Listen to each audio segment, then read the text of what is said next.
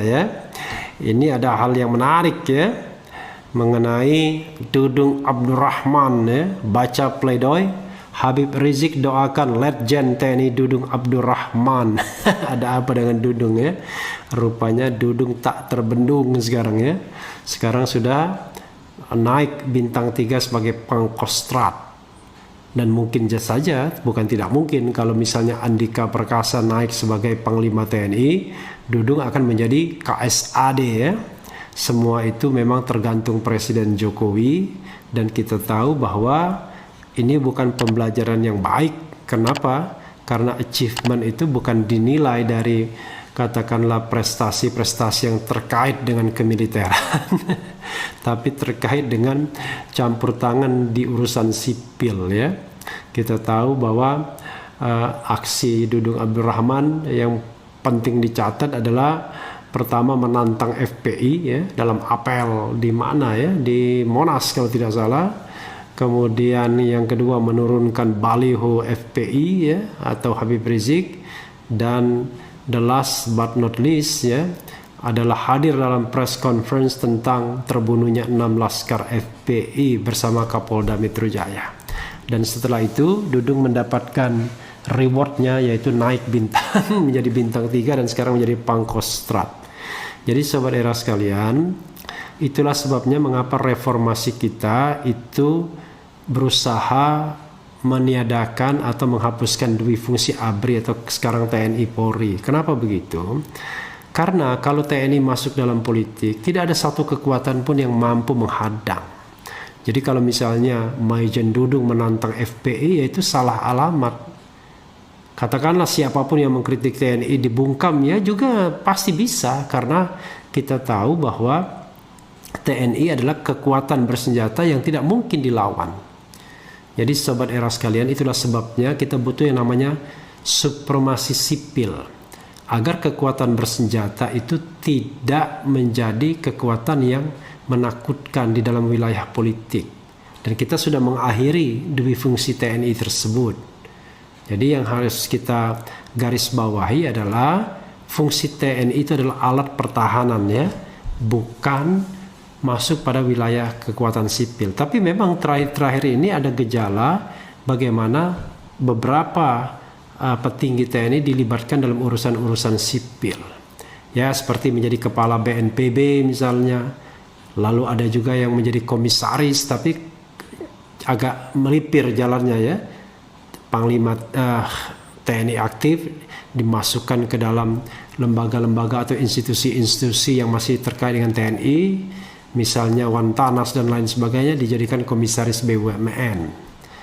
Jadi jangan sampai kemudian era keterlibatan TNI ya di dalam politik itu kembali lagi, atau panglima-panglima jenderal-jenderal TNI berpikir bahwa cara gampang untuk menaikkan jabatan adalah dengan masuk ke wilayah politik, melakukan tindakan-tindakan yang terkait dengan kepentingan politik. Termasuk misalnya yang harus dijaga adalah keterlibatan TNI Polri dalam pemilu yang terus terang saja sudah kasat mata sebenarnya, tetapi memang sulit dibuktikan. Tidak akan ada pernah orang berani untuk menyampaikan hal ini. Tapi pembicaraan bawah meja itu semua sudah tahu sama tahu ya. Mudah-mudahan kita bisa mencapai TNI dan Polri yang profesional, bukan TNI dan Polri yang terlibat pada wilayah politik. Coba kita bacakan ya. Baca pledoi Habib Rizik doakan Letjen TNI Dudung Abdurrahman. Letjen TNI Dudung Abdurrahman menjadi salah satu nama yang disinggung Habib Rizik dalam pledoi. Pledoi itu terkait kasus data swab yang membuat Habib Rizik dituntut 6 tahun penjara. Letjen TNI Dudung Abdurrahman ialah mantan Pangdam Jaya yang pernah beberapa kali bersinggungan dengan Habib Rizik. Salah satunya saat dia mengerahkan pasukan untuk menurunkan baliho dan poster Habib Rizik ya. Jadi ada leluconnya mengatakan apa kelebihan atau prestasi Anda sehingga Anda naik bintang menurunkan baliho. Ini kan sebuah satir ya yang saya baca di media sosial. Dalam pledoi, Habib Rizik meyakini bahwa kasus kerumunan dan data swab yang menjerat dirinya merupakan sebuah operasi intelijen hitam berskala besar. Menurut Habib Rizik, setelah acara Maulid Nabi di Petamburan pada 14 November, serangan terhadap dirinya semakin masif. Habib Rizik menyebut bahwa pada 19 November 2020, daerah rumahnya di Petamburan didatangi pasukan elit TNI, yaitu Kopassus AD, Marinir AL, serta Pasas AU. Ya, mereka bernama Koopsus. Jadi Koopsus ini adalah Komando Operasi Khusus, ya. Jadi Koopsus, Komando Operasi Khusus, ini adalah pasukan elit TNI yang dibentuk pada masa Panglima TNI Hadi Cahyanto, yang merupakan gabungan dari pasukan-pasukan elit Angkatan Darat, Angkatan Laut, dan Angkatan Udara.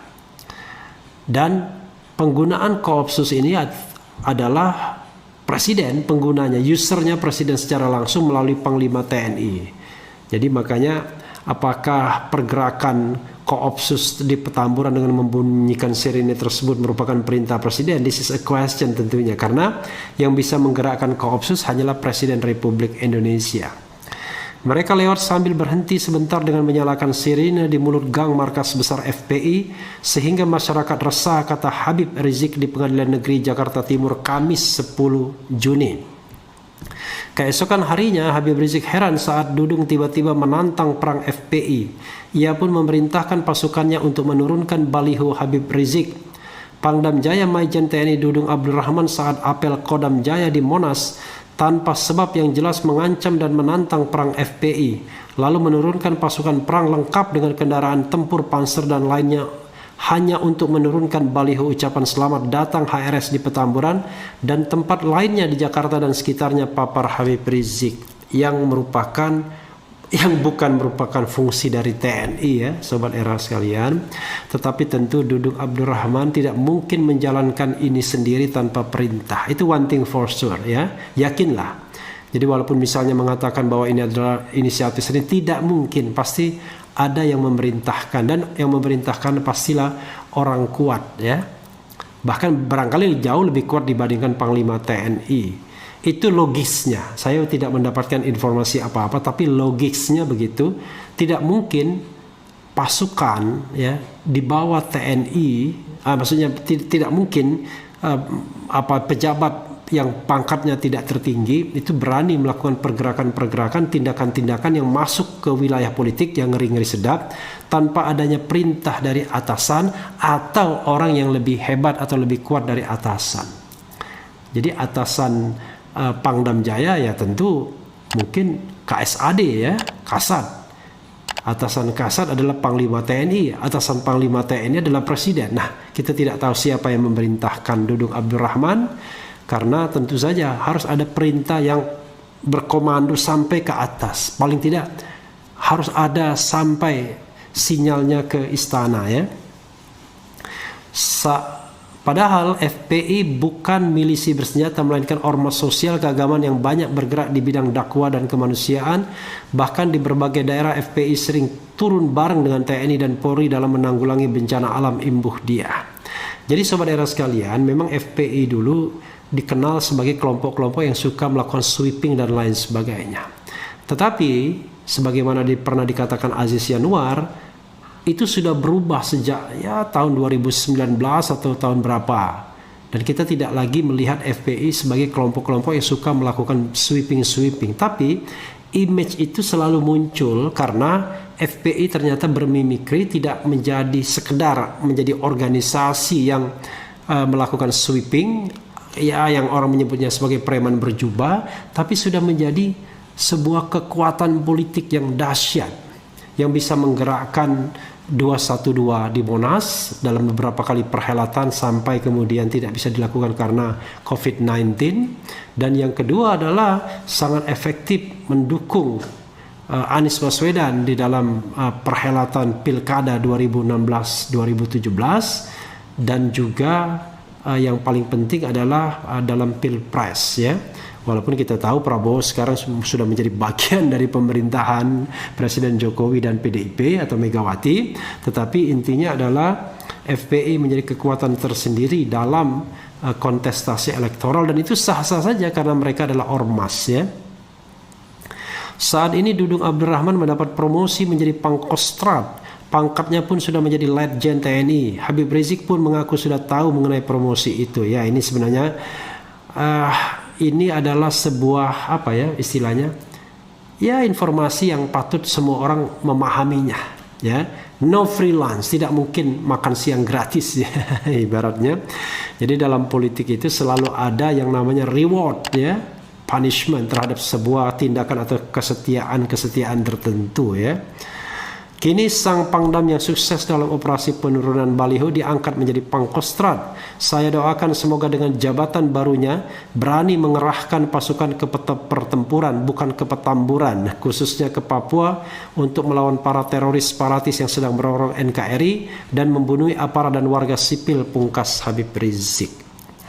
Ya, pada bagian ini saya bisa setuju dan tidak setuju ya. Karena bagaimanapun masalah Papua juga harus didekati dengan masalah dengan pendekatan kemanusiaan, sebagaimana kita menyelesaikan soal Aceh dengan pendekatan kemanusiaan, dan itu jauh lebih berhasil ternyata dibandingkan dengan pendekatan senjata.